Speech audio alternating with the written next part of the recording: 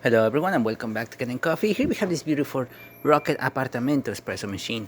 Now for this machine we had to replace the power switch, this one that you see right here. This one unfortunately burned. These connections go straight into the power outlet and then they reroute into the machine from this one. So whenever you flip the switch, the connection gets completely over here and it starts powering the entire machine. This one unfortunately burned out, as you can see on this design, so it was no longer connecting to the machine and no longer having electricity anywhere.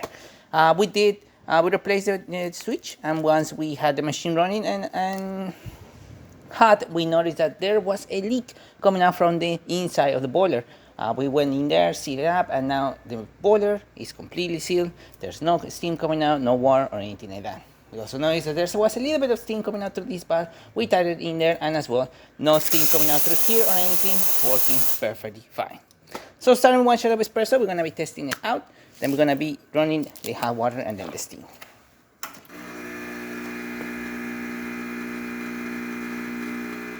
Now hopefully I pick up the right grind settings of this machine, otherwise we're gonna see drip coffee or coffee barely dripping. Now we're seeing a nice steady stream coming out of the machine. I'm using our Eureka grinder, and as you can see, it's nice and steady. Great shot of espresso, looking really great.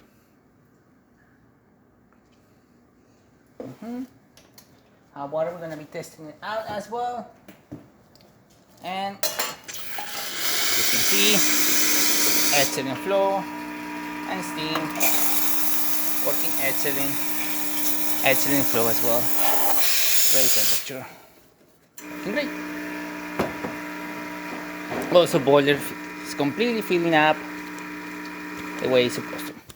So there you have it, Rocket Apartamento working once again and ready to brew. Thank you so much for repairing Kanen Coffee. Please subscribe to the channel if you haven't done so already. Hit the like, hit the bell, and thanks for watching.